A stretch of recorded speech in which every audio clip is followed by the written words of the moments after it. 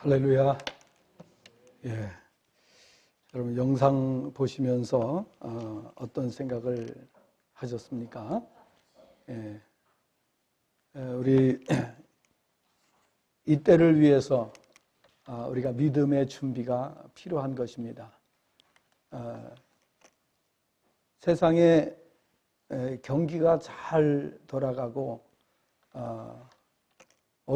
큰 어려움이 없을 때에는 사람들이 별 걱정을 하지 않죠.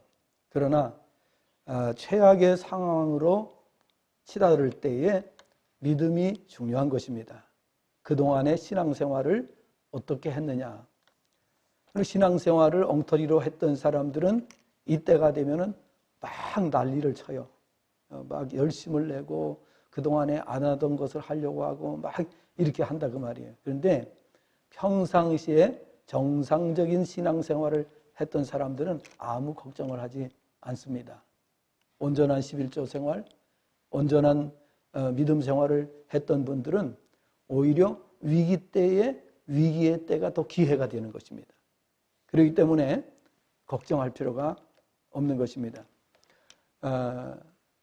오늘 우리가 이 땅에 살아가는 동안에 이렇게 우리 주변에 절망적인 소식이 많이 들려오고 있습니다. 전 세계 어디를 보든지 우려할 만한 일들이 가득 차 있습니다. 정치를 봐도 그렇고 경제를 봐도 그렇습니다. 또 기후를 봐도 그렇습니다. 그리고 전쟁으로 인해서 지금 세상이 너무나도 힘들고 어려운 상황에 처해지고 있습니다. 전쟁이 한 나라에서 일어났다고 해서 그 나라만 어려움을 당하는 것이 아니라 전쟁이 일어나게 되면은 식량 가격이 올라가고 유가가 올라가게 되고 모든 것이 다 어려워지게 되는 것입니다.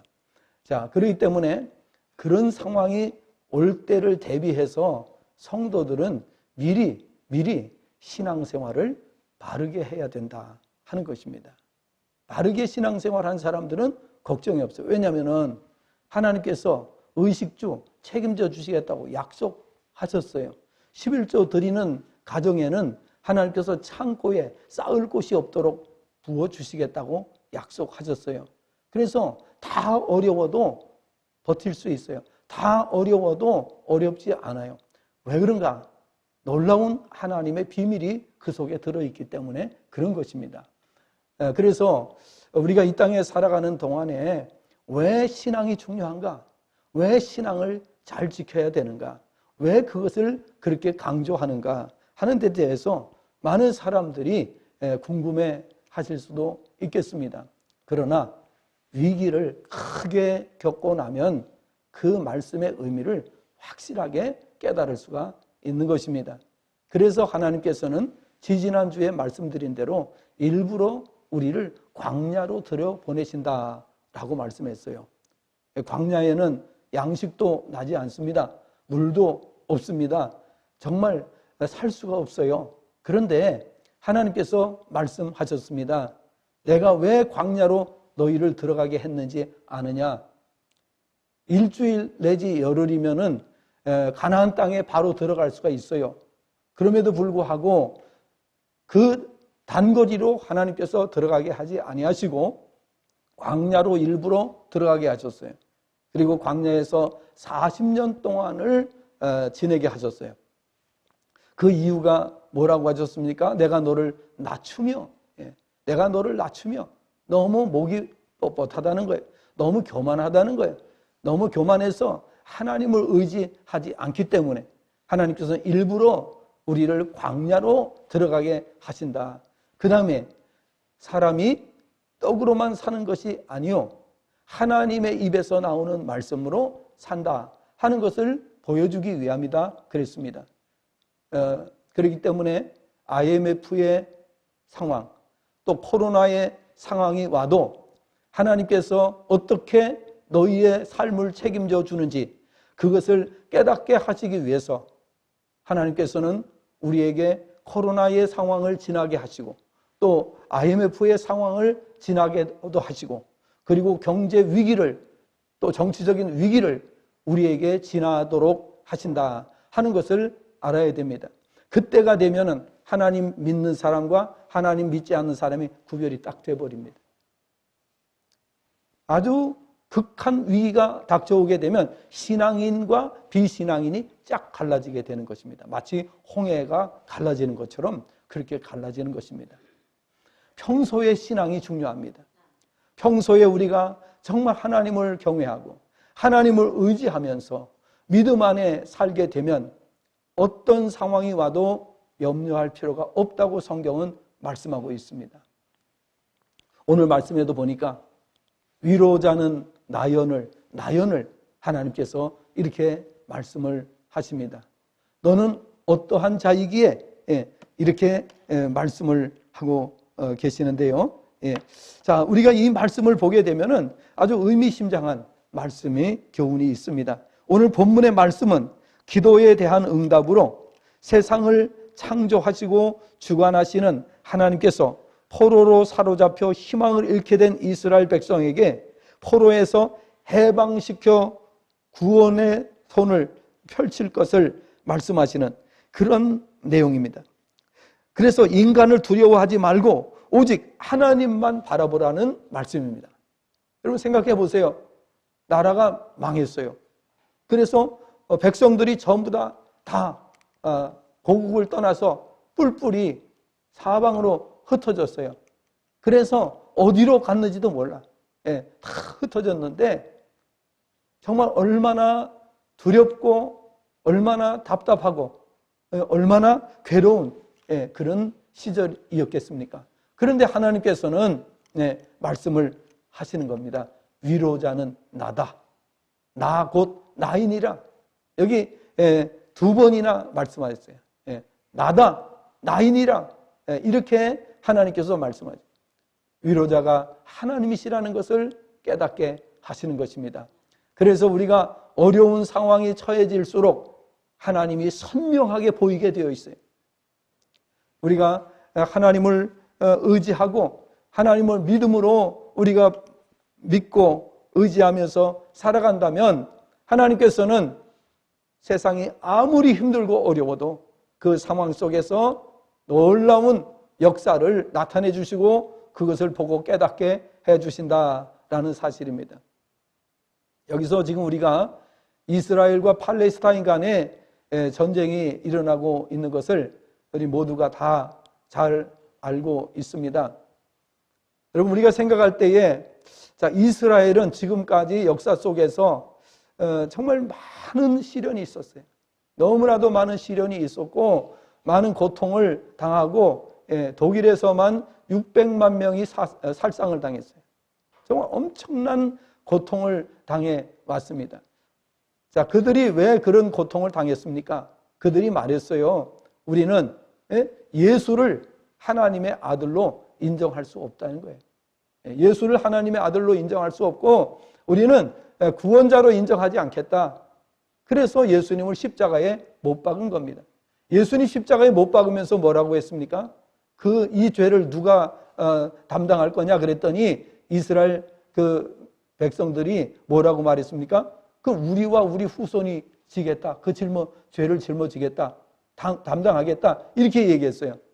그리고 정말 인류 역사에 가장 비참하고 힘든 과정을 겪는 그런 민족이 된 것을 볼 수가 있습니다.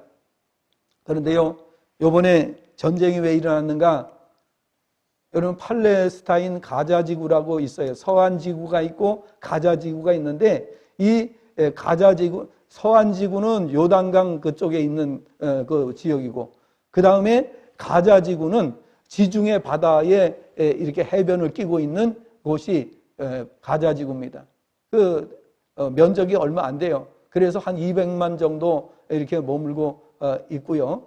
이스라엘 전체 다 해봤자 이스라엘 면적 전체가 우리나라의 강원도, 경상남북도 정도 합친 거, 강원도는 별도로 경상남북도 정도 합친 게 이스라엘 전체 면적이라고 해요. 그러니까 면적이라고 해봤자 얼마 되지 않는 것을 볼 수가 있습니다. 그리고 이제 경상남북도 정도 혹은 강원도 정도 이렇게 이제 보는 거예요. 면적을 갖다가. 그러니까 정말 얼마나 그 영토도 좁고 그런지 몰라요. 자, 그런데 이 가자 지구에서 이제 팔레스타인 사람들이 이스라엘을 공격을 했어요. 그래서 수많은 사상자가 났습니다. 지금 아마 가자 지구 쪽에서 살상당한 사람들이 한 7,000명 정도 넘어가는 걸로 이렇게 이제 알고 있고요. 그 다음에 이스라엘 사람들도 한 1,000몇백 명 이제 죽었죠. 자, 이런 일들이 왜 일어나는가? 우리 되게 궁금할 겁니다. 왜 그런 일이 벌어질까? 여러분, 지금 이 이스라엘과 팔레스타인 간의 전쟁이 3차 대전이라고 할 수는 없어요. 그러나 3차 대전의 불씨는 될 수가 있어요. 불씨는 될 수가 있어요. 3차 대전이 일어나게 되면 전 세계가 전쟁에 휩싸이게 됩니다. 앞으로 이제 일어나게 될 3차 대전이 되게 되면은 전 세계가 전쟁에 휩싸이게 되는데, 그때는 뭐 살았다 할 수가 없죠. 예. 전 세계가 불바다가 되니까. 자, 그래서 그때에 이제 성경은 또 뭐라고 말씀하느냐, 아마겟돈 전쟁이라고 이렇게 표현을 하기도 합니다. 그래서 마지막 전쟁은 이제 살아남을 생각을 해서는 안 돼요. 예. 그리고 하나님께서는 이 세상을 끝을 내십니다. 끝을 내시기 때문에. 그래서 그 끝이 나기 전에 일어날 상황들을 성도는 정확하게 알고 있어야 돼요. 정확하게 알고, 그래서 새벽마다 지금 계속 그것을 이제 말씀을 드리고 있어요. 예. 그래서 새벽 예배 못 나오시는 분들은 집에서 그 내용을 다 샅샅이 다 보고 계셔야 돼요. 보고 계셔야 되고, 그래서 준비를 우리가 철저하게 해야만 됩니다. 그래서 제가 이제 여러 차례 우리 새벽에 말씀을 드렸습니다만은 우리가 열심히 전해야 돼요. 마지막 때가 이렇게 온다. 그 다음에 정말 예수님이 재림하신다. 이런 얘기. 그 다음에 이제 마지막 전쟁은 어떻게 전쟁이 벌어질 것이다. 이런 이야기를 갖다가 우리가 계속 해줘야 돼요. 전도지를 계속 돌려야 돼요. 왜 그러냐? 예수님이 재림하실 때가 되면은 그때에 어마어마한 일들이 벌어지거든요. 어마어마한 일들이 벌어지는데, 그때에 우리가 전도했던 사람, 복음 전했던 사람, 전도지 나누어줬던 사람들에게 이렇게 말해야 됩니다. 그때 내가 뭐라고 말했냐고. 그때 내가 수없이 말하지 않았냐고.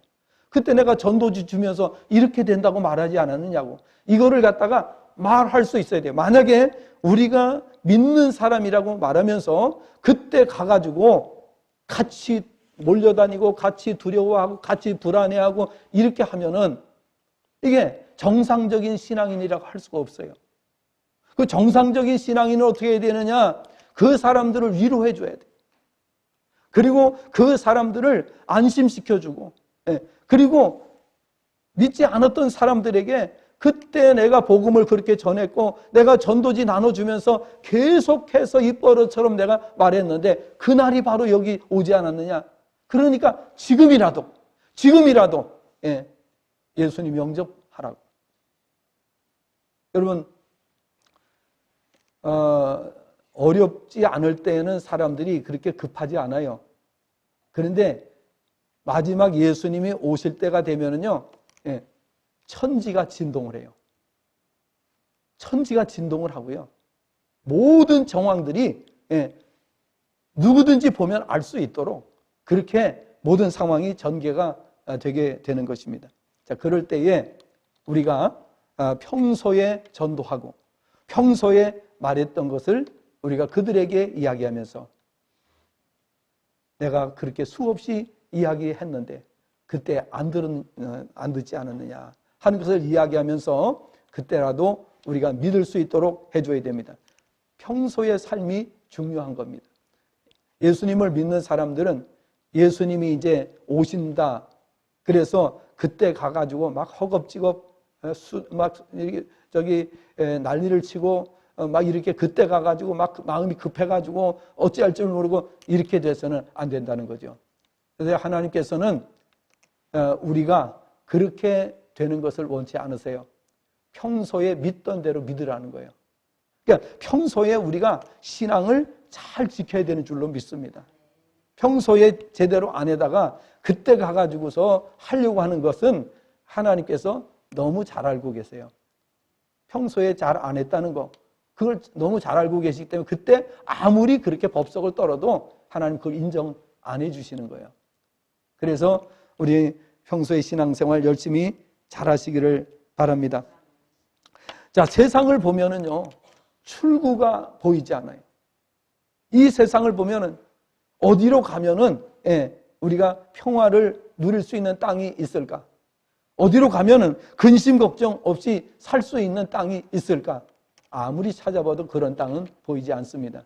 그래서 우리가 살고 있는 이 시대에는 출구 전략이 없습니다. 그러니까 우리가 주어지는 환경에 따라서 우리는 살아야 되는 거예요. 그 사는데 어떻게 우리가 살아야 되느냐? 믿음을 지키면서 살아야 돼요. 하나님에 대한 신뢰, 하나님을 믿는 그 믿음이 굳건해야 되는 줄로 믿습니다. 그래서 앞으로 점점점 심해집니다. 정치, 경제, 사회, 문화, 기후 문제, 이런 것들, 전쟁 문제, 이런 것들이 점점 가면 갈수록 점점 더 강력해지게 됩니다. 자, 그럴 때가 되면은 믿음이 없는 사람들은 믿음을 지키기가 어렵습니다. 세상이 어렵고 힘드니까. 자, 아까 드리던 말씀을 조금 더 마무리 짓겠는데요. 지금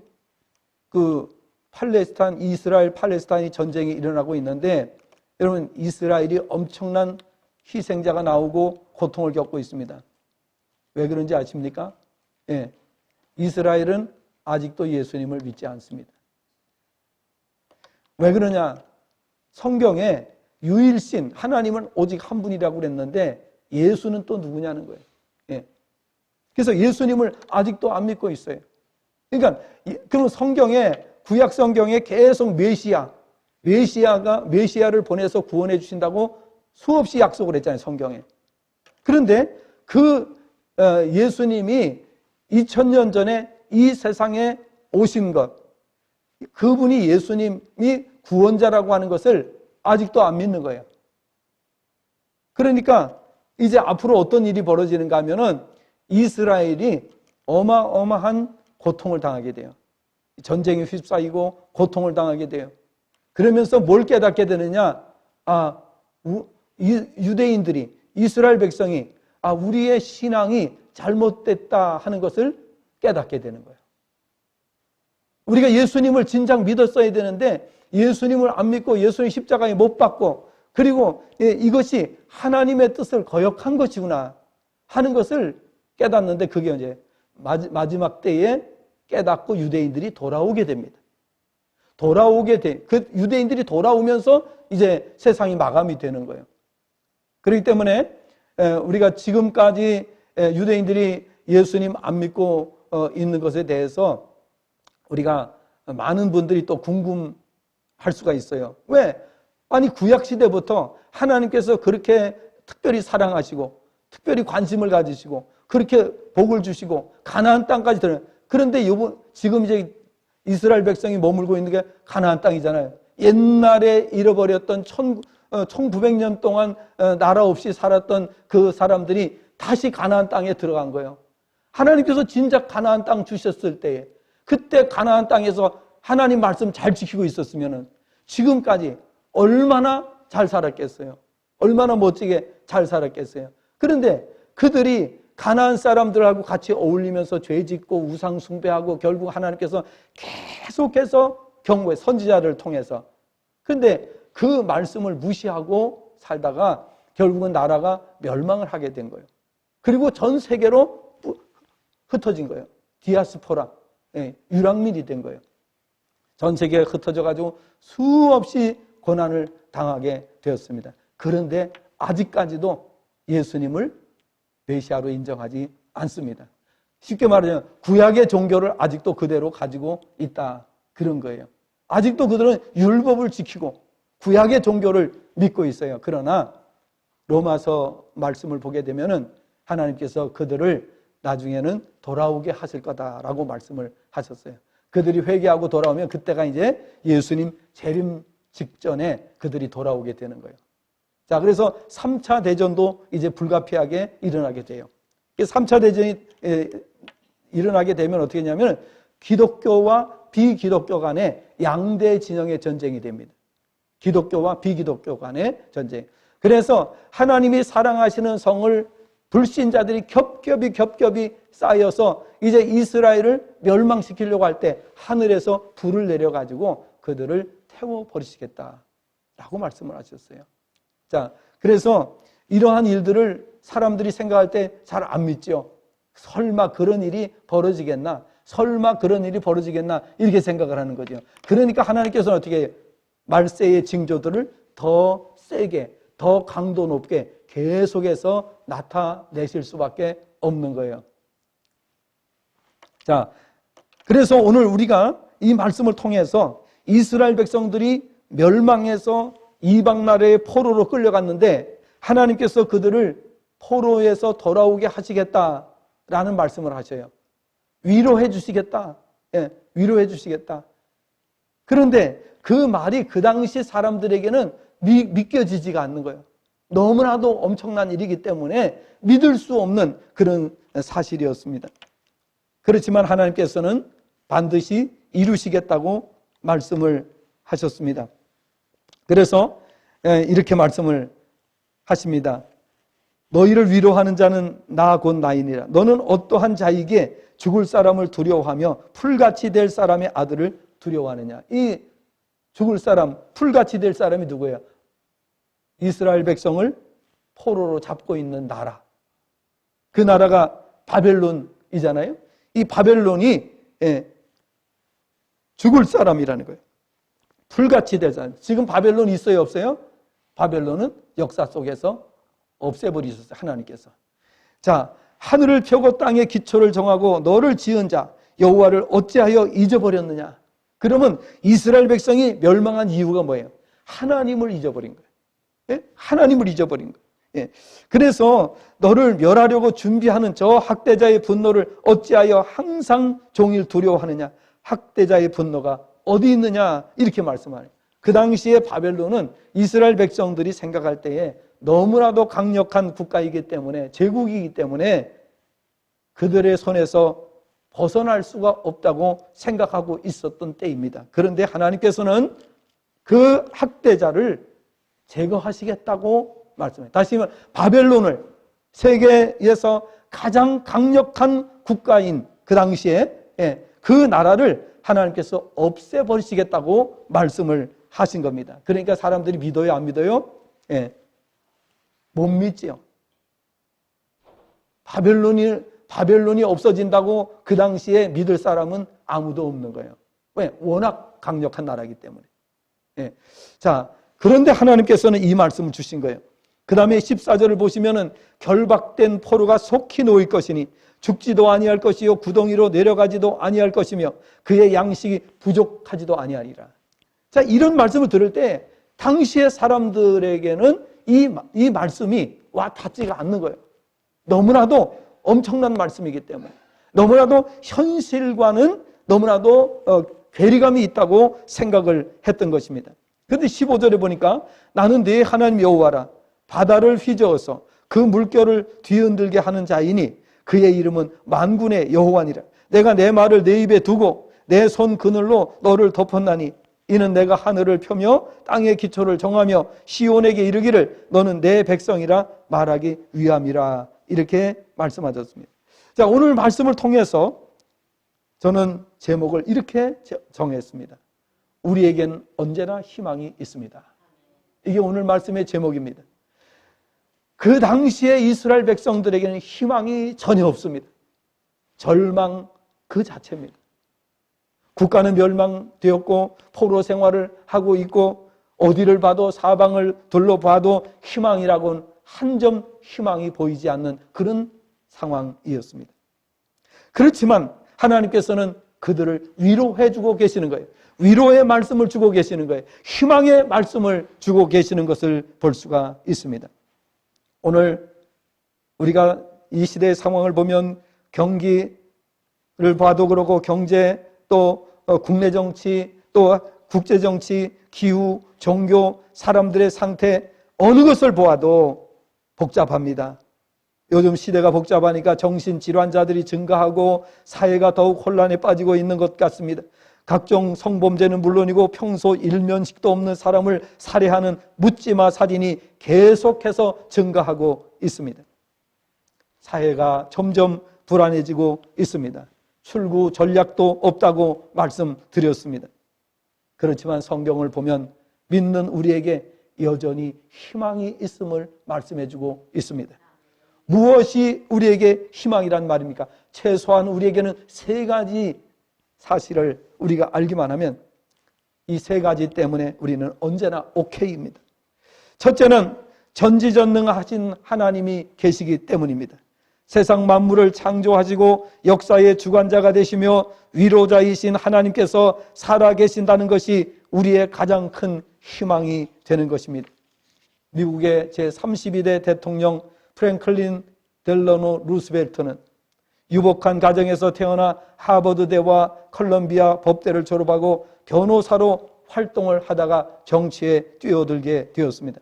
뉴욕주의 상원 의원까지 승승장구하며 전도 유망한 정치인으로 희망에 가득 차 있는 그에게 39세 되던 해 소아마비가 걸리게 됩니다. 여러분, 소아마비는 요즘에는 예방접종하니까 안 걸리잖아요. 그리고 소아마비가 걸리면 어렸을 때 걸리지 39세가 돼가지고 이 루스벨트 대통령이 대통령 되기 전에 소아마비에 걸리게 돼 걷지도 못하게 됩니다. 그는 혼자 힘으로 일어설 수조차 없게 되었지만 좌절하지 않았고 정치적 고향인 뉴욕을 떠나서 하나님께만 집중할 수 있는 곳을 찾기 시작을 했습니다. 루스벨트는 웜스프링스에서 지금까지 꿈꿨던 자신만을 위한 꿈이 아닌 이제부터는 타인을 위한 꿈을 꾸기 시작을 했습니다. 그리고 타인을 위해서 고귀하고 원대한 희망을 품기 시작했습니다. 그는 장애를 극복한 자신의 미래를 매일 머릿속에 그리며 살인적인 재활운동을 합니다. 다시 말해 지금 현재는 내가 일어서지도 못하는 이런 소아마비 환자지만 하나님께서 나에게 반드시 건강을 주시고 다시 한번 이 고국을 위해서 타인을 위해서 봉사할 기회를 주실 것이라고 하는 그 믿음을 가지고 그 희망을 가지고 전지전능하신 하나님을 바라보면서 혹독하게 재활훈련을 했습니다. 프랭클린 루스벨트는 3년 동안 기도로 준비하고 1924년 정계에 복귀하게 되고 4년 뒤에 뉴욕 주지사를 거쳐서 1932년 드디어 미국 대통령이 되었습니다. 미국 역사상 유일무이한 사선 대통령이 되었던 그는 뉴딜 정책을 통해서 세계 대공황을 멋지게 극복하고 당시 세계 2류에 불과했던 미국을 승전국으로 이끌면서 세계 최강의 국가로 도약시켜서 미국의 영웅 장애인의 희망이 되었던 것입니다. 우리가 믿음으로 살기만 하면 때로는 현실의 희망이 꺾일 때가 있지만 그것은 믿는 우리에게 절망적인 순간이 아니라 하나님께서 우리에게 희망을 더욱더 큰 희망을 갖도록 하기 위해서 우리에게 주시는 시련과 역경이 되는 것입니다. 하나님의 뜻에 합당하도록 만들기 위한 하나님의 계획이라는 사실을 알아야 되는 것입니다. 그래서 야고보서 2장 1장 2절부터 4절의 말씀을 보니까 여러 가지 시험이 오거든 온전히 기쁘게 여기라 라고 말씀을 했습니다. 이는 너희로 온전하고 구비하여 조금도 부족함이 없게 하려 하심이라고 했습니다. 어떤 상황에서도 낙심하지 않고 희망의 꽃을 피우는 삶을 살다 보면 반드시 승리하는 날이 오게 되는 것입니다. 1930년대 초 미국은 심각한 대공황을 겪고 있었습니다. 어느 날 클레어런스 목사가 공장이 밀집된 지역의 한 흑인 교회를 방문했는데 그 교회의 신자들은 대부분 극빈자들이었습니다. 60% 이상이 실직을 당한 상태였습니다. 경제 대공황이 왔기 때문에 교인들이 부르는 찬송은 그러나 힘과 희망이 넘치고 있었다고 합니다. 그들의 표정에서 절망이라고는 찾아볼 수가 없었다고 합니다. 그래서 클레어린스 목사는 설교를 중단하고 교인들에게 물었다고 합니다. 지금은 대공황입니다. 도무지 희망이 없어 보입니다. 실업자는 계속 증가하고 있어요. 그런데 여러분은 무엇이 그렇게 즐겁습니까? 라고 물었어요. 그때 한 교인이 자리에서 벌떡 일어나 밝은 표정으로 대답을 했습니다. 우리는 지금 예수 그리스도를 노래하고 있습니다. 예수 그리스도가 우리의 곁에 계신다는 사실이 최고의 희망입니다. 라고 말했다는 것입니다. 그렇습니다. 신앙은 고난을 희망으로 바꾸는 힘이 있습니다. 절제대에 대한 믿음은 인간이 가질 수 있는 최고의 인생 자산이라는 사실을 알아야 하는 것입니다. 신앙은 고난의 밤에도 희망의 아침을 노래하게 만드는 힘이 있는 것입니다. 미국이 그냥 세계 1등 국가가 된 것이 아닙니다. 믿음을 지키기 위해 목숨을 걸고 바다를 건넌 신앙의 사람들이 건국을 하고 위기가 올 때마다 믿음의 사람들이 나타나서 그 시대를 극복하게 했습니다. 여러분, 우리가 살고 있는 이 시대도 마찬가지입니다. 우리가 다 절망에 빠지고 소망이 없다고 말하는 그때에 위대한 하나님의 사람들이 나타나서 그때 믿음을 인도하며 영적인 삶을 이끌어가는, 물론 성령께서 하시지만은 성령의 도구가 되어서 그 일을 하는 사람들이 시대마다 나타남으로 극복이 되는 줄로 믿습니다.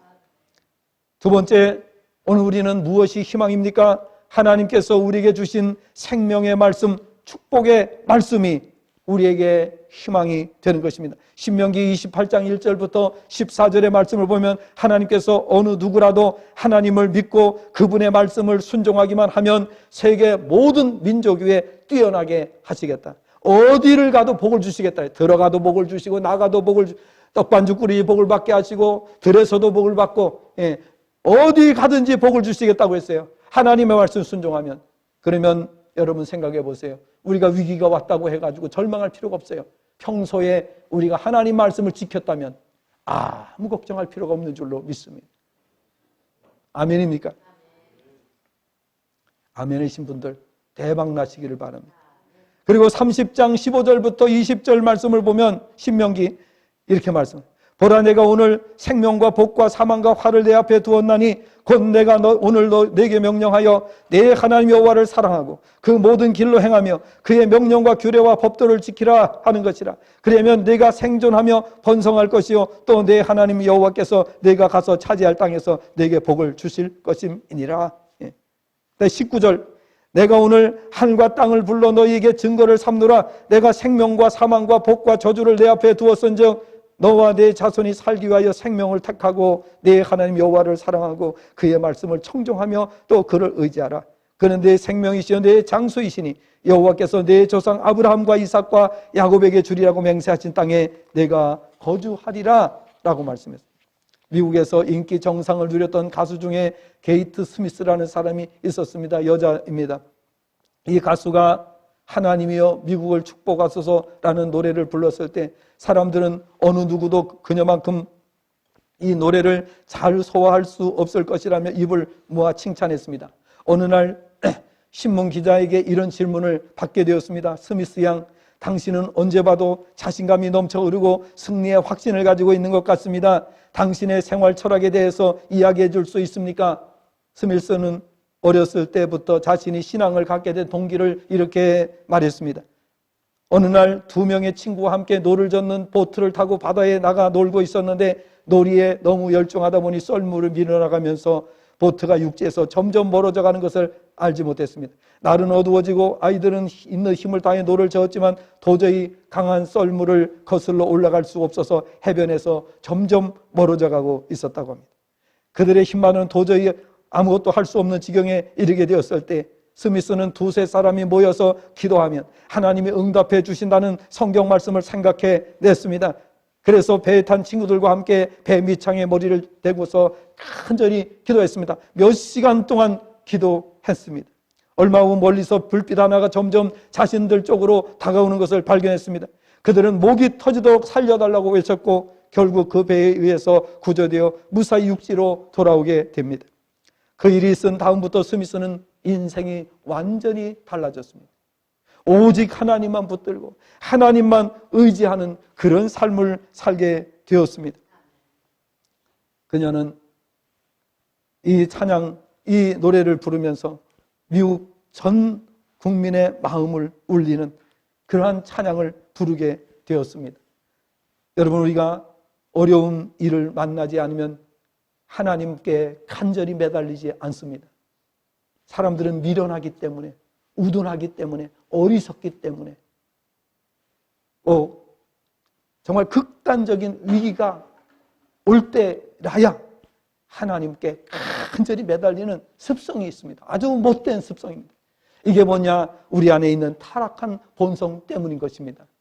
그러나 우리 성도들은 그렇게 믿지 마시고 오늘부터 평소에 잘 믿으시기를 바랍니다.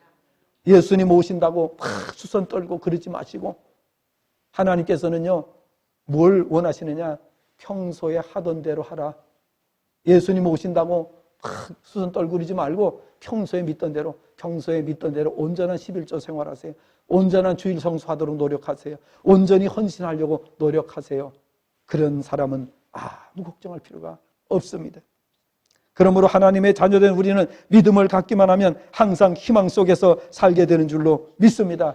왜? 하나님의 말씀을 지키면 하나님께서 모든 것을 책임져 주시기로 약속을 하셨기 때문인 것입니다. 마지막으로 하나님께서 우리에게 주신 기도라는 신비의 도구가 있기 때문입니다. 부르짖으면 응답하시겠다고 성경에 수없이 약속하셨습니다. 예레미야 33장 2절 3절에서도 하나님께서 말씀하셨습니다. 일을 행하시는 여호와, 그것을 지어 성취하시는 여호와께서 말씀하십니다. 너는 내게 부르짖으라. 내가 내게 응답하겠고 내가 알지 못하는 크고 은밀한 일이 보이리라 말씀하셨습니다. 누가복음 18장 1절부터 8절에서는 이 어떤 불의한 재판관에 향한 대항하는 이 과부의 말씀의 이야기가 나옵니다. 그러면서 낭망하지 말고 부르짖으면 응답해 주시겠다고 말씀을 하셨습니다. 요한복음 14장 12절부터 14절의 말씀을 보면 예수님의 이름으로 기도하면 너희가 내가 하는 일을 할 것이요 나보다 더 큰 일도 할 수 있으리라고 말씀하세요. 여러분, 믿음을 가지시기를 바랍니다. 요한복음 15장 7절에서 너희가 내 안에 거하고 내 말이 너희 안에 거하면 무엇이든지 원하는 대로 구하라 그러면 이루리라 말씀하셨습니다. 1874년부터 1877년까지 3년에 걸친 극심한 가뭄으로 미국 동부의 미네소타주는 그야말로 죽음의 땅으로 변했습니다. 설상가상으로 엄청난 수의 메뚜기 떼까지 몰려와서 가뭄 속에 겨우 살아남은 농작물 맞아 갉아먹어 최악의 상황에 처하게 되었습니다. 농가들은 물론 주 전체가 대공황 사태에 빠져들었습니다. 주민들은 더욱 힘들게 했던 것은 미래에 대한 두려움이었습니다. 이러한 극심한 상황을 목전에 두고 1877년 4월 27일 필리버스 주지사의 연설은 주민들의 마음을 감동시켰습니다. 우리에게는 아직 희망이 있습니다. 하나님이 이런 시련을 통해 반드시 더 좋은 것을 주실 것입니다. 비록 농사는 망쳤지만 건강하게 살아있는 것을 감사하고 고통의 날인 오늘을 감사의 날로 정한 뒤 한 목소리로 하나님께 감사 기도를 드립시다. 그리고 그날을 금식기도 선포했습니다. 그런데 정말 그날 이후에 믿기 어려운 기적이 일어났습니다. 들판을 가득 메웠던 메뚜기 떼들이 일제히 사라졌고 메말랐던 대지에 단비가 내리기 시작을 합니다.